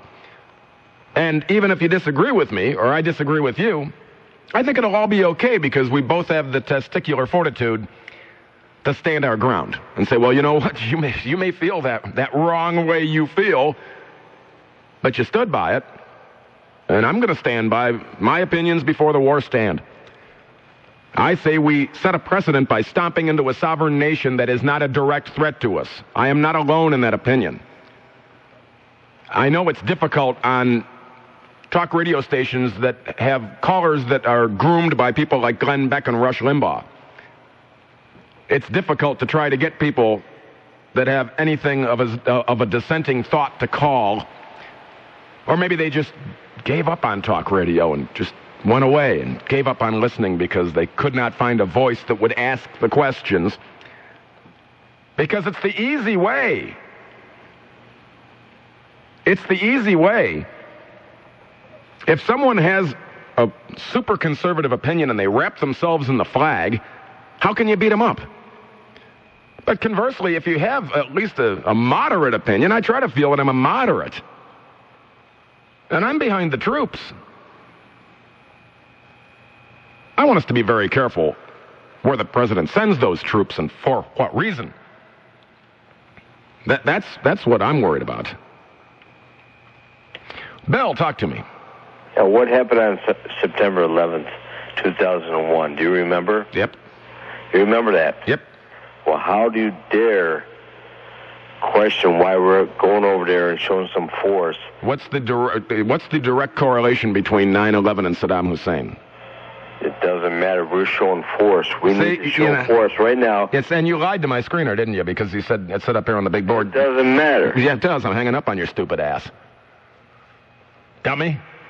Don't call and lie to Edmund and say you feel one way and then get on the air to try and pull the rug out from under me. I've been doing this too many years, pal. I get the 50,000-watt last word. You have an opinion? If it said right up there on the board, Bill's, see, it followed the next call, right? The last call or the last thing I said, it kind of follows along and gives the program a flow. And I don't mind if you want to call and disagree with me. But with the advent of modern computers and I look right at the screen, I can tell where you're going. And if you lie to me, well, then your history. Real simple. Mark, you're on the air. Hey, Rick. Yeah. Hey, you hurt my ear when you hung up on Bill. Yeah? Hey, I'd like to offer you an opinion on capitalistic venture. I'm all for advertising on police cars. Are you a policeman? Yes, sir. Okay. So, see, now you have a viable opinion that other people could not have because you got to drive around in this rolling advertisement. All right, let me run something by you here. Okay. We put advertising on RTA buses and trains and their government vehicles, aren't they? Yeah, but they're not out there chasing bad guys. Well, advertising on the police car doesn't impede our ability to do the job. And well, what if it was for Tampax or Viagra? Hey, there's women and old guys in the police business, so why not? Okay, I mean, I'm just wondering, would you put Tampax ads on a police car only driven by women? And you have to be over 45 to have Viagra ads on the car? And the advertising's got to be in good taste, of course, but anything to supplement our budgets, because budgets are hurting with all the police departments in the area right now. I guess you make a point, because if someone wanted to come on this station and advertise something that was really disgusting, the sales department has the right to say, gee, we love the idea of you wanting to throw your money around, but for the greater good of the police, the radio station, we're not going to do that. And so, thanks anyway. Maybe you need to advertise in some magazine or something. They'll take your ad. Like along the lines of taxi cabs. They'll have one placard on the trunk, something like that. Nothing, I'm not talking all painted up in hot color schemes. Yeah, it's got to be in good taste. Okay, yeah, and so, yeah, not like the cool Volkswagen Beetles for cool cigarettes they used to have, where they'd take your Volkswagen and bondo it up and paint it all one color with the advertising logo on there, and you'd drive it around for a 2-year minimum and blah, blah, blah. There you go. All right, I got to run. I just wanted to give you my opinion. All right, thanks for checking in, and be safe out there. Well, there you go. If you're a cop and you have a dissenting viewpoint, by all means, let me know. It's the advertising of everything, isn't it? When you see a police car, look, if somebody came to me, now I could use some cash. If somebody came to me and said, or the radio station came to me and said, we'll do all the body work on your car and repaint it and put the big WTAM logo on the doors, and you drive around a lot, and we'll give you some dough to boot. Would I say no? I'd say, hell yeah. Go ahead and paint it. Be my guest. Put a new set of skins on it while you're there, too. They're getting a little bald. Sure, I could use the dough. Sure, why not? But it'd almost be like a cat and mouse game, and then you'd have people out there saying, well, gee, now it's fun. Let's see what advertising's on the back of this department's cars. The novelty idea, when you see a police car coming with the lights on, you're supposed to pull over to the right and not rubberneck and get the hell out of the way. You're not supposed to be reading to see if it says Kotex on the back fender. You don't need to do that, do you? Eddie, you're on the air. Gilly, Yeah, I lived all my life in Cleveland. I'm 43 years old. I tell you exactly, I have no faith in the city council of Cleveland. I tell you what, they'll put on the damn police cars. Smith & Wesson, okay? That's what they would do, something stupid like that. Okay? Well, I don't think we're talking about Cleveland, although Cleveland's hurting, too. Everybody's hurting. Oh, hell yeah. But I want to talk a little bit about this convention center, okay? The one we don't need? Right. You got Frank Jackson out there. Who the hell's Frank Jackson? I know I never voted for the bastard. I never voted for him. And he's going to make the big decision? What? He's the president of council. And then we got Jimmy DeMora, the commissioner, okay? Now, Jimmy DeMora, he's younger than me, okay? He's already pulling home a commissioner county pension, okay? And that pension includes health and welfare, no charge to him. And this guy's going to tell me, oh, yeah, we need this convention, and you're going to raise my taxes again. I'm getting burned left and right here. Living in Cleveland, I'm like, I've had enough. They're raising my taxes. My house payment keeps going up and up and up. It doesn't matter where you live. That's going to happen. Well, I'm seriously thinking I'm getting the hell out of Cuyahoga County. Just moving out to the country somewhere. Maybe it takes me an hour to get to work. Hey, maybe, I can just escape all this crap that's going on. I start looking. Gilly, 30 years ago. I was going to say, you do make a point because unless the price of gas goes to $10 a gallon, if you did the math and you thought, gee, I can save several $1,000s a year, including the distance I have to drive and the wear and tear on the car and blah, blah, blah, and you don't mind doing that and driving every day, maybe you got a point. 30 years ago, our family got together, I don't know, for just like a cookout. No, we're talking about like 1971, 72. And there must have been 35 people there, okay? Out of 35 people, I'm the only one living in Cleveland. They've all left. The family, everybody. Not one of those kids are living in there. Just me. And I'm ready to say, maybe I should think about things. House prices are going good now, and maybe I should just leave. Get a condominium someplace way out there, and just take. Well, and I moved into the city of Cleveland with one specific reason, one specific purpose was that way I can sit behind a microphone here and be someone on this radio station who lives in the city of Cleveland proper and pitch a bitch about things. That's the whole thing, too. I've lived through it all, since 1960. The busing and that, hey, that was $2 billion right down the tubes. Now they got Voinovich against Springer. Hey, I'm going to vote for Springer because Voinovich, what did he ever do about the busing? He never raised his voice or anything. And it was just like, okay, let it go, let it go, let it go. Yeah, $2 billion. We could have spent that money improving the schools, okay. But no, we'll just keep quiet.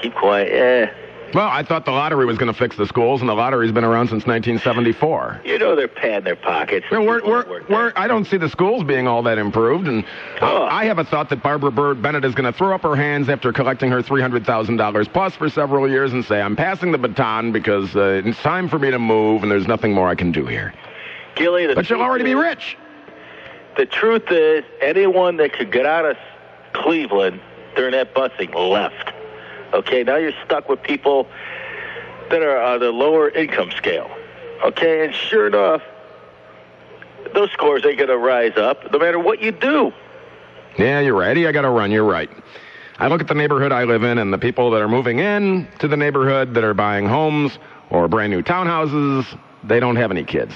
Or they're gay. The gays move in. They have the best yards on the street, best kept houses on the street because they don't have any kids. And anyone that lives in that neighborhood that has children cannot afford to live anyplace else. That's why they live there.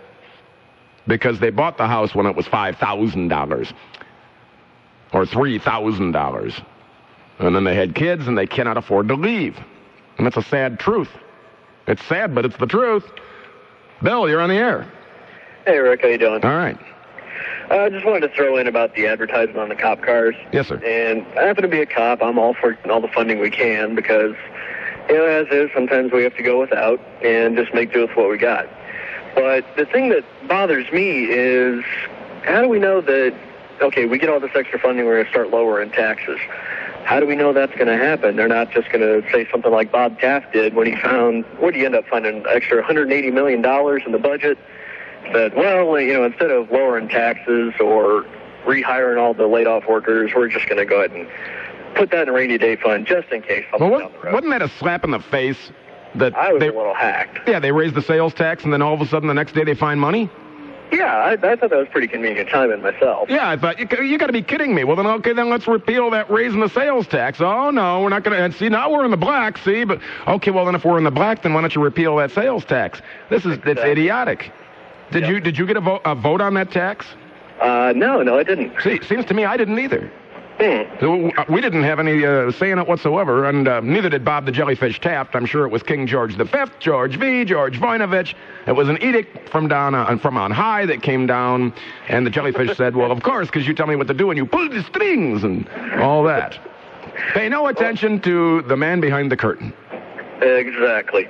My second thought I had about the advertising, how about we put just a big billboard, say, Krispy Kreme Donuts has donated so much money to the police department. Keep it off the cars. That way, like you said, if a car's running hot, lights and sirens go into a call, he doesn't get T-boned by some yo-yo trying to read the 1-800-PIZZA number off the side of the cruiser, thus crashing and injuring the cop. Well, now, that's a great idea, and Clear Channel would love it because we own all the billboards.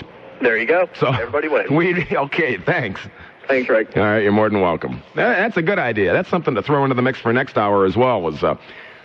The more Americans learn about the changes in rules governing media ownership, the less they like it. A new poll finds increasing concern about independence since the government decided to let companies own more media outlets in a single market. 50% of those surveyed by the Pew Research Center say letting companies own more broadcast and newspaper operations in the same city will have a negative effect. Only 10% say it will have a positive effect. The director of the center said these concerns probably relate to public suspicions about corporate power. The public has mixed feelings about objectivity. A majority of people say they want to see neutral reporting, but 70% also say they want coverage to have a strong pro-American point of view. What does that mean? John, you're on the air. Gilly, how are you tonight? All right. Good. Hey, I'm a police officer also on that Mark. I think I know who he is. Okay. I just wanted to add one point to what he had to say. I'm all for advertising on police cars also. And he was on the right path with buses. But I think they ought to advertise on garbage trucks because they're pretty much the same thing anyhow. So I think I ought to be advertising on garbage trucks and police cars. Garbage trucks and buses are the same thing anyhow? Garbage trucks and police cars are the same thing. Well, can you hold that thought? Are you busy? Are you at work? I'm at work. Yes, I am at work. Well, if you have to, hang up. Otherwise, hang on, and I'll get to you after the news. Okay. I got to ask you a couple of questions there, Tiger. He's a cop, and he said garbage trucks. Well, you know, God bless him. The last time my car broke down and I got a ride home from a Cleveland cop, the car looked like a brand new one, but it rattled like a garbage truck. Had a lot of potholes in Cleveland, you know, with Ladybug Jane Campbell, the queen of the missing hubcap, who's more concerned about partnering with the black community and partnering with the schools and she partners with too many people. She's Mormon or something. They have 10 husbands or something. I don't know. More of the program after these important words and coverage of what in the world's happening. I'm Rick Gilmour, the thinking man's friend. I'm Rick Gilmour, the stinking man's friend. We're talking about garbage trucks. Keep it right here on News Radio WTAM 1100. Now, following material may not be suitable for all listeners. Listener discretion is advised. Yeah, so when a caller says something stupid... A sphincter says what? Well, we'll just hang up on them, and you've been warned. And sometimes people do say stupid things on the radio. Sometimes they say entertaining things. Open phones this hour. How about that? Open phones. Anything you want to talk about, plus anything else we already talked about. 578-1100 in the 216 area code. The Rick Gilmour Show on News Radio WTAM 1100. And the toll-free for those who don't have 2 quarters to rub together, because I think it's up to 50 cents now.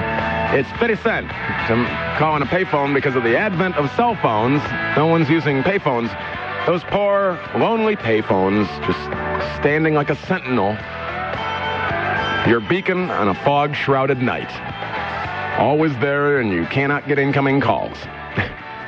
It's 50 cents, and that number is 888-723-WTAM.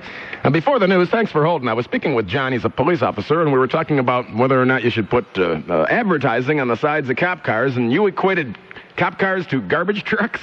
Yeah, why not put advertising on both? Well, how could you put them in the same league? Well, just look at some of the ones running around, not to mention what they have to deliver. That's what I was thinking. Perhaps you were considering what was in the back seat.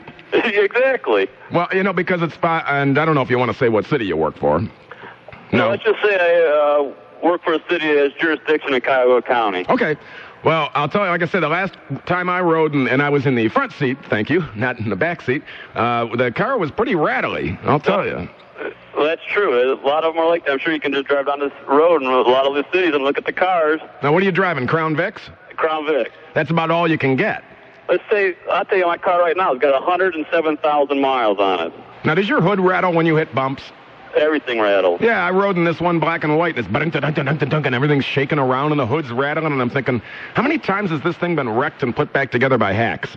In fact, take a survey tonight, Gilly, on cops calling in, ask them how much of the emergency equipment works on their car. Wow. All right, sounds like a good idea. And something else I wanted to do was, if I can put out feelers, they were supposed to fax me something, and I never got it. North Olmsted firefighters are putting on a car show, I believe, on Wednesday evening at the Great Northern Corporate Center, but I'd like to hear from one of the firefighters out in North Olmsted. Maybe they could call with a little info. It's to raise money for MDA. Oh, very good. And it's a big show. They overflow out of the corporate lot, and I'll be there if I can find out exactly what day it is. And It sounds like good weather, and I always try to support anybody that's got a good cause going like that. Why not? Yeah, exactly. In fact, American Cruisers is going to have one coming up, and I don't have the info in front of me about that one either. I think it's coming up on the... I don't even want to guess. It's in August, but that's out at the Ford casting plant in the parking lot to raise money for shoes for kids, and they had to leave... I believe they had to leave Brookgate Shopping Center because it was not large enough. Huh. So they're big shows. Excellent. Big show. That's excellent for the turnout. Yeah, and I think people in Cleveland... That's why I thought when I have this car and bike show here at the radio station, I think we'll get a big turnout because the money goes to help the USO. Absolutely. Absolutely. I can be the Bob Hope of Cleveland. There you go. There you go. Yeah, come out with a golf club and a funny hat. All right, well, so you're all for advertising on these rust bucket police cars out there that their equipment's not working, and what's broken on your car? Part of the light bar and the siren doesn't work all the time. Well, now, that's kind of important, isn't it? You'd think. One would think that if you're trying to chase some bad guy and the siren don't work, that puts you in jeopardy. I mean, in all seriousness, that puts you in jeopardy and everyone else, too. You can't just rely on the lights. Correct. I drive around, and I've felt like an idiot when you're driving around and you got the radio cranked up and the air on, and sometimes you just can't hear. It's a good thing they put those buzzers on the fire trucks and the cop cars with that, so that'll get your attention. Exactly. Correct. Otherwise, if you got the music up loud enough, a lot of songs have, they got siren noises in songs and stuff. Right. I think all the cop cars should be like they used to be in Cleveland, where they were chartreuse green. Do you remember that? Yes. I remember going down into the old Willard Park garage where the water dripped freely through the ceiling, even on a sunny day, and seeing all those AMC Matadors with the front ends all out of whack because they had trunnions in the front end and poor design. GM really needs to build a rear-wheel drive police car. Yes, they do. I mean, I like Crown Vics and all, but there's no competition. Well, the front ends don't hold up. Well, what about the 2000? Front end. What about the 2003s have rack and pinion? Right. So are those falling apart too? We just got a couple, and so far they're holding up. All right. Well, a lot of rattling in the front end on the older ones. Yeah. Well, they run a long time though. But I liked the old Crown Vics, the big square ones in the 80s. Oh yeah. Those held up pretty good. Those were tanks. Yeah, right. I mean, I got whacked in one of them. Some guy blew a light downtown. He was probably drinking, and I was going down Euclid, and he hit me at 35 miles an hour right in the rear wheel. Spun me around. I drove home. His car was a Regal. It was completely totaled with every fluid leaking out of it and steam everywhere. And see? They were tanks. They don't build them like that anymore. The cop showed up, and he says, geez, he goes, you need a tow truck? I says, no, I'm driving it. And he says, it held up pretty well. And I says, yeah, it used to be a detective car in Westlake. It was a good car. And Right. I drove it for a couple more years, all smashed up. I pounded it back, took my insurance money, and ran. There you go. All right, John, thanks. Hey, Gilly, have a good night. Good talking with you. All right, you too. Okay, thanks. All right, you're welcome. Yeah, my screener's off doing secret dirty business in the other room, so if you're calling, be patient if it's just ringing for you there. But yeah, I would like to hear from somebody from the North Olmsted firefighters out there, and I don't know if Carl's working tonight. I was supposed to get, like I say, something faxed to me, and maybe it did get faxed to me and just never made it to my mailbox. I don't know. Tony, you're on the air. Yeah, how you doing, Rick? All right. Good. Hey, what's up with the police officer waiting on hold for 15 minutes? Did he say he was on the clock or off the clock? Oh, you mean the guy just there at the top of the hour? Yeah, the guy in the Crown Victoria. Well, I asked him if he could hold because, I had to go to the news. Oh, so he could hold on then, right? That was the guy on hold, right? Yeah, I guess. Oh. Well, is he working or what is he doing? I don't know. Why, you want me to ask him 20 questions?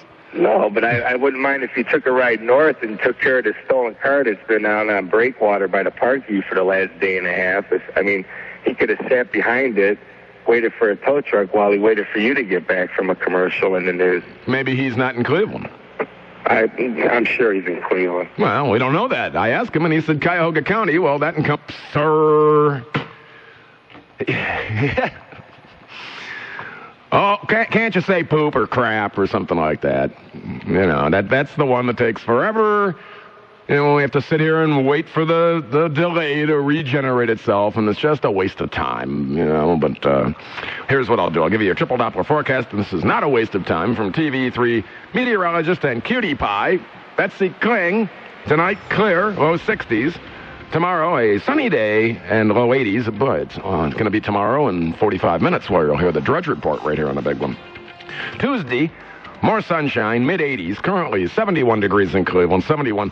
Listen to Wills and Coleman in the morning, would you? They got Sky Chief, helicopter traffic and weather together every 10 minutes on the 10s. You got Casey Coleman with the latest on what's going on. You get Hamilton on there once in a while talking about the tribe. A veritable plethora of information. Wake up informed. Do not be a dum-dum. Wake up with what's going on. How many times have you been stuck in traffic because you were listening to some other station, some lesser station down the dial that doesn't have any information whatsoever, just like a pinwheel blowing in the breeze, gives you some funny named person that gives you, hi, my name's Traffic Accident with your latest, they have these made-up names, Helicopter, that sort of thing. You think that's a real name? I think her real first name is Hallie. She just changed it because it would sound too much. Are you up there? That kind of thing. And they're just sitting around, beating their chest, making noises, and not really keeping an eye on what's going on. So don't be a dum-dum. Wake up informed and all that good stuff. Tony, you're on the air. Hey, how you doing, Rick? Oh, great. Great. Yeah. I got a question about Bush. I don't understand what he's got going on. The whole thing about the AIDS epidemic over in Africa, I just cannot buy into it for his whole spiel and his whole, 5-week vacation over there. Yeah, it does seem kind of odd because I thought, do we really want to cure AIDS in Africa, or why do we care? Yeah, I don't understand. It seems like there's something else going on. I've heard things about if we have gold mines over there to protect, and they're running wild, but he's going over there to cure AIDS, and I don't get it. He's back from his 5-day trip, and he's getting interrogated now about his little mishap in the State of the Union, and it just blows my mind that he's over there trying to fix that.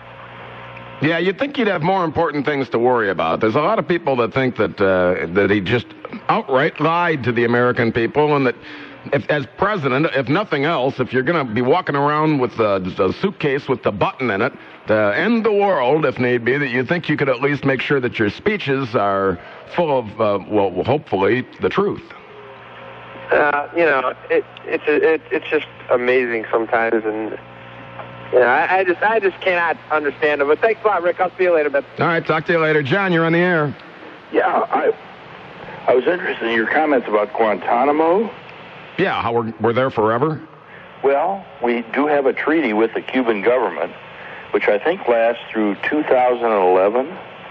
I would think that what we ought to do is just go take over Cuba, but they don't have anything we want. What do they? Wahoo! They got sugar! Wahoo! This is a kind of a treaty like maybe with Berlin and the Russians, perhaps, or the British in Hong Kong, We have a right to be there until we're asked to leave by virtue of the treaty. And we did nothing wrong. We made this agreement a long time ago, and the Cubans and the Americans have honored that agreement, and we have done nothing wrong. In fact, what we've probably done is protected a lot of smaller Latin American countries from being taken over by the Cubans by virtue of our presence at Guantanamo. Well, I don't know if Cuba can take over anything. WTAM 1100, you're on the air. Hello, is that Rick? Yes. Hey, this is Bob from Cleveland. Yes, Bob. Could you find out about what's going on with Bush about spending $15 over in Africa, $15 million in Africa for AIDS? What's happened with our healthcare system in the United States for the seniors? He's not giving nothing for us. Well, okay. You make an excellent point, because we go around the world and we seem to have endless deep pockets, don't we? And yet there's people, you've seen them on TV, haven't you? And the children have flies on their faces. But you've seen them on TV, haven't you? You've seen the people in Appalachia. I've seen firsthand the people in Appalachia. Drive around in the deep south sometime and look at people that they live in wooden crates. We got starving, sick people here in this country, and yet we seem to have 15 million or billion or this or that. Where does that money come from? Well, we just sort of, it's called liquidity. It's just like the stock market. How do you boost the stock market when no one's buying stocks? It's called liquidity. Do you understand what that means? Well, check it out and research it and tell me well, you'll probably, how do you prove that the government is pumping cash? Just printing cash and pumping it into the stock market to try and artificially fix this economy that, of course, who's going to truly complain about it anyway, because everyone wants the economy to get better. It's in all our interest, isn't it? WTAM 1100, you're on the air. Hello. Hi. Go right ahead, sir. You're on the air. I just was talking to Rick about Guantanamo. Oh, and I just hung up on you. WTAM 1100, you're on the air. Hi, Rick Gilmour. Hello. Oh, hey, Jake. Oh, hey, Rick. How are you? Did I scare you? Well, I just recognized your voice because I'm taking the calls unscreened because I think my producer has the Green Apple Quick Step. Poor Edmund. He's taking care of some secret dirty business now. What's on your mind? Who can you piss off this week? A lot of people. But no, and it's not the fact that I was all in favor to go to Iraq, but when we do things as a country like we did with Mr. Clinton, and we all had fun with the Monica thing, but I don't want to say it wasn't a big deal. It was just to prove that he was a scumbag, okay? But when he does the same thing that George Bush is doing, okay, that's where I think these people, whether it was Scott, who calls everybody a chicken hawk, whether, and it's kind of funny that Madeleine Albright was the Secretary of State and Sandy Berger was there, all those the big-time military people that Clinton had in his administration. But I just think it's ridiculous, and I think that's the part that we need to get over before we can fix anything. Now, you're saying the Iraq thing isn't a good deal, and that's fine, and that's great. And like I said, I wasn't big time in favor of it. But when you have people calling you and agreeing with you, and you're like, okay, cool, yeah, you're fine, Scott. But what he keeps saying is, in the Bush administration, and well, you know what? Clinton did the same exact stinking thing. It's the people who complain about Enron. Well, that's fine. Let's complain about Enron. That's a good thing to complain about and ask questions. But in the same vein, let's ask about MCI. Let's ask about Global Crossing, which was Democrat-controlled debacles. Oh, I say on either side of the aisle there's problems. I'll make a prediction right here that Chrysler Corporation is going to be the next Enron. You might be right, sir. But the Pacific ain't too bad. Well, I wouldn't mind. Well, I hate to switch gears and talk about cars, but I'm not much impressed with Chrysler's. They're a nice-looking vehicle that after about a year starts rattling so badly that it's just not my cup of tea. Right, but I think we really need to get back to this station wagon thing. As soon as the minivans came out, we got rid of all the station wagons. The SUVs. We don't need a station wagon anymore. Well, you know what? Ford could clean freaking house if they built the Crown Vic wagon, which I've seen pictures of on the internet. I'd go out and buy one. I'd help the economy. I'd support the economy. I'd striving forward. But they don't do it yet. But anyway. So, what is your reasoning there? Why wouldn't you don't like minivans? I do not like minivans. I like SUVs. To buy one just a little too expensive for the one that I need. I need an Expedition because I got like 82 kids. But I could handle the wife driving a Crown Vic full frame rear wheel drive car. I hear you. Safe. I hear you. I think that one of the biggest mistakes that, and I don't know why they did it, and maybe I'm off base, and maybe the profit margin was just not there. But if I were to go out and buy a Cadillac, it'd be a 95 or 96 Fleetwood. When they finally, before they screwed them up and got rid of the rear-wheel drive, they ballooned up even larger, and they put a 5.7-liter Corvette engine in them. And aside from OptiSpark, which is a whole other topic for another day, other than the OptiSpark, which is built by Mitsubishi, which I don't know why GM bought something from the Japanese to use as a distributor, but they're great, big, fast, heavy, safe cars. And why they shut down the Arlington line and stopped making the rear-wheel drive Caprice, I thought they had it perfected. Just when GM gets something absolutely perfected, they stop making it. Right. You cracked me up. My buddy just bought an old Caprice police car with the LT1 in it. But that's besides the point also. But they're fast. They're fast. Which car was just judged by the insurance company's car to be the safest car? Yes, it was the Lincoln Town car. Yes, it was a Crown Vic with a little more crap stuck. You know, you might have 2 more inches of padding around you. But still, that's the safe car. That's what I want my family in. These people that go, oh, you can't have these big cars. You know what? In America, and that gets back to everything, in America we can have whatever we want, right? It's Arianna Huffington and her vision of the left and what we need to do. It's Al Gore saying the internal combustion engine is the worst threat America's facing.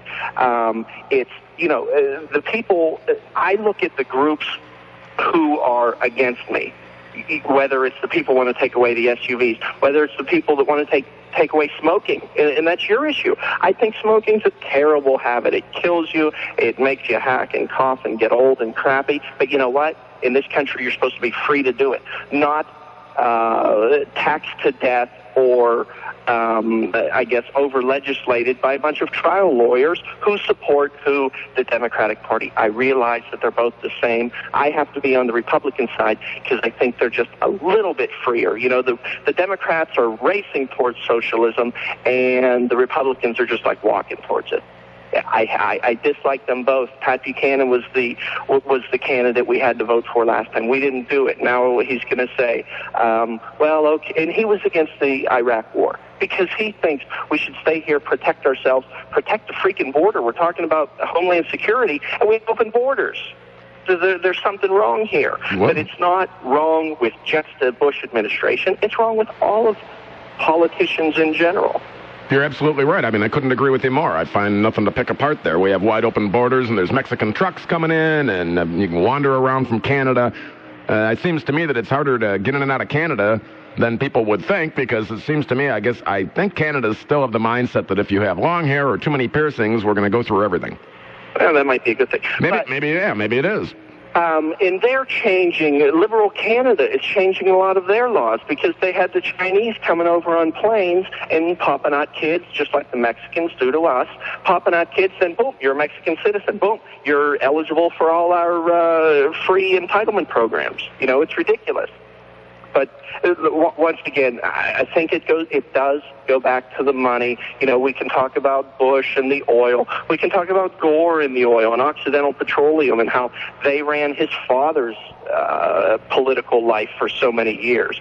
It's everybody. It's both of them.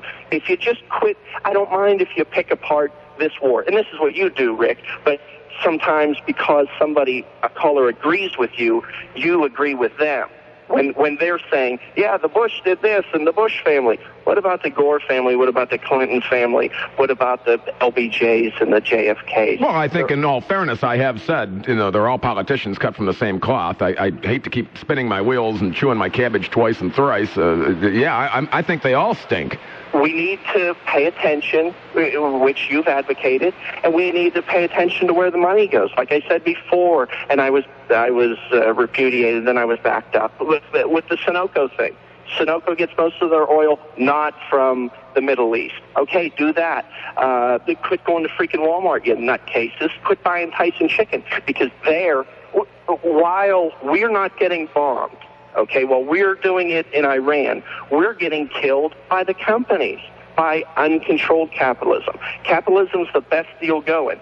Yet, in this country right now, the way it's uncontrolled, in whether it's PeopleSoft, whether it's Procter & Gamble, whether it's all the computer companies, when you call their 800 number, you get, Apu answering the phone in India.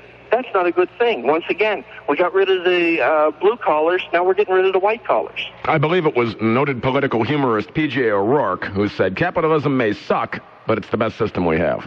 And it is. And these people that decry it, I think, are once again maybe getting their alternative news sources from socialists, from people who are communists. You know, you look at these websites, WWS, whatever it is, the Workers' World Party.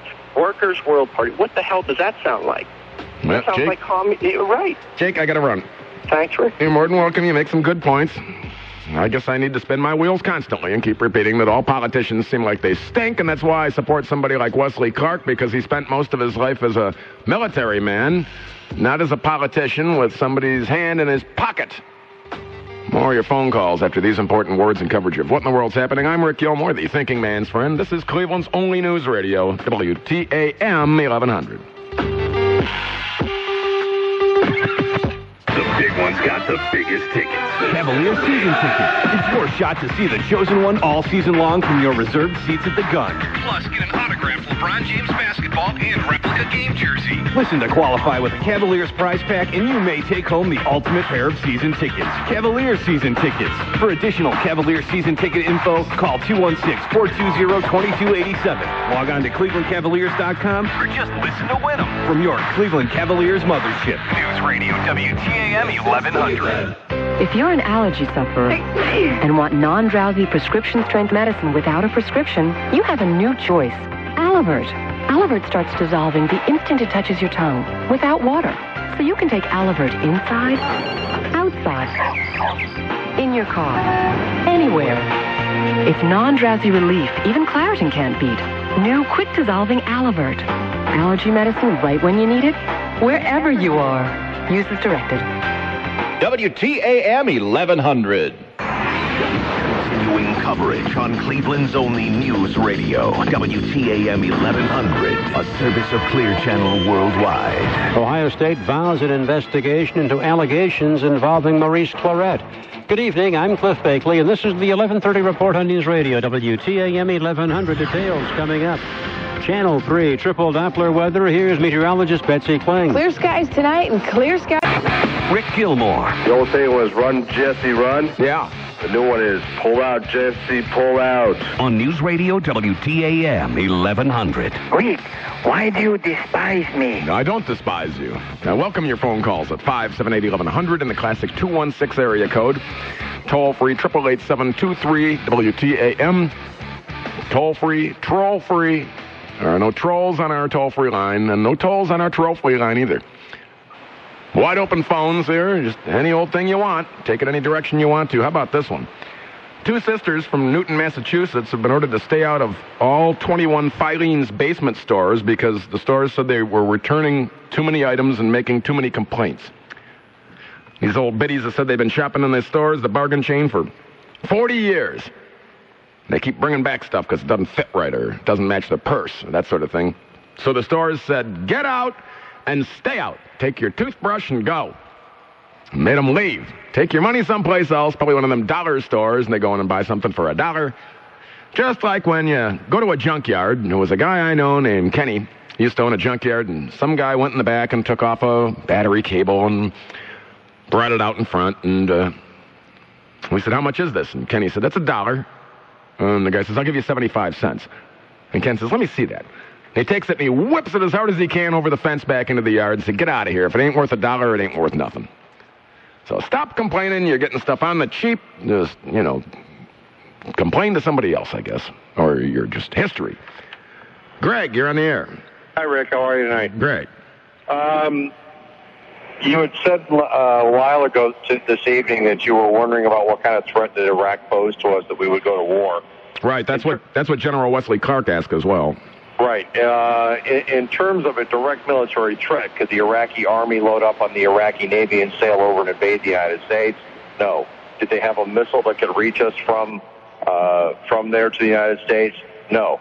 The way North Korea is exporting things, give them a few years, they might have had one of those. The threat to me is the Iraq-Al-Qaeda connection. If you go to the library there and pick up the February 10th issue of Vanity Fair magazine, they had an outstanding article that detailed a 10-year connection between Saddam Hussein's government and Al-Qaeda. The British newspaper The Guardian for the last 2 years has been reporting a connection between Al-Qaeda and Saddam Hussein's government. Now, one of the poo-pooers say, well, Al-Qaeda is a fundamentalist Islamic organization, and Saddam Hussein's regime was a secular government and only wrapped itself in the cloak of Islam whenever it found itself convenient to do so. And that's absolutely true. However, there's an old saying that goes, the enemy of my enemy is my friend. Yes, it's an old Arab saying. Exactly. And they both hated the United States. Now, there was a CIA report a year or two ago of an Al-Qaeda training camp in Iraq, not the one with that group that's up in the northern part in the Kurdish area, but one closer to Baghdad that supposedly had some Boeing fuselages where these guys could be trained to hijack airplanes. Well, guess what our military found? They found that training camp. I saw it on Fox News. They showed the fuselages of the aircraft that they used to train in and everything else. So these reports have been completely substantiated. There's been a ton of paperwork that's come out. And then I'm sure you heard the news today where about that videotape that showed up on one of the Arabic things where an Al-Qaeda guy said, it's not Saddam that's behind these attacks on American troops, it's us. Well, okay. Well, you know, I mean, are you willing to take Al-Qaeda at their own word? I mean, if they're ones that are up there going, we're doing it, we're waving it on television for all the world to see. We're the ones attacking Americans. We admit it. What I'm willing to do is to check out the February Vanity Fair article and see what it has to say. Yeah, it was a mind-boggling article. The research was unbelievable. Vanity Fair is a weekly. I believe it's the February 10th issue, but do check it out. All right, I will. I mean, I'm not going to sit here and tell you that you're full of crap unless I read it and go, well, I mean, you know, I'm a Democrat and I voted for George Bush. Mm-hmm. So I believed in him. He seemed like an earnest, honest kind of guy, and maybe he was, or maybe he's been corrupted by, you know, maybe there are events that, how would another president react? I don't know. I mean, we just have to let it unfold as it goes.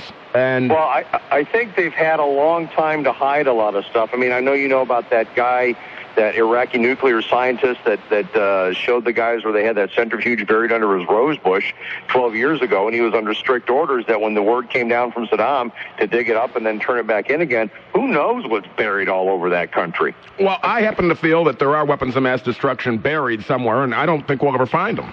Well, I think that the problem that here's a couple of complaints I had was I thought that really Colonel Powell should have been Colin Powell should have been going on and on and on with the propaganda a lot longer than he did. And I don't think you should be making promises of weapons of mass destruction unless you're damn sure you're going to find some. And it would have been in the administration's best interest to plant some and find some, because you wouldn't have people like me sitting on the radio questioning things so thoroughly and trying to research all this. I'm just a pain in the ass as far as they're concerned. No, but you know, you're an American, I'm an American, and I think you should be questioning your government, and you should be asking the tough, hard questions, and I don't think it's unpatriotic to do that. And I support the war because I don't want an Al-Qaeda Iraqi connection to harm my country or the citizens of my country, and you know, in terms of chemical stuff or a dirty bomb or, you know, any of that kind of stuff. I mean, there's some forces out there in this world that are absolutely evil, that hate you, they hate me, they hate our country, they hate what they stand for, and they don't care how many of their side they lose to take us down. And that is an absolutely terrifying enemy to have to face. But I mean, they found, was it when they were testing some of the waters in the river there, the Tigris Euphrates, they found sarin had been dumped into the rivers. That has never been refuted. Those 2 mobile chemical labs or biolabs have not been refuted. Even Hans Blix, acting on a CIA tip, managed to find 12 empty chemical warheads. Yeah, but you also got to consider that when they show those chemical labs, there are a lot of experts that said, no, they're trucks with canvas sides. To be a true chemical lab, it'd have to be a sealed unit, and it's not. And there's a lot of stuff that we kind of stretch out a bit there, kind of trying to justify what we're doing. Well, let me ask you a question of logic, okay?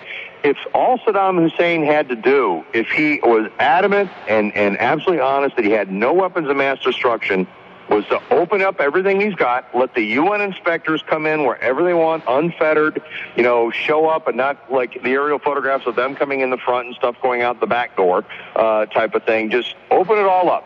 Say, okay, here you go. Come and look. Take all the time you need. And then if, in fact, he didn't have any, he would still be in power. But also, see, when we saw all that, but we saw them going out the back door, so we surrounded the place. Right. I thought the inspections should have gone on a little longer, and in the court of public opinion, we look like we stomped into a sovereign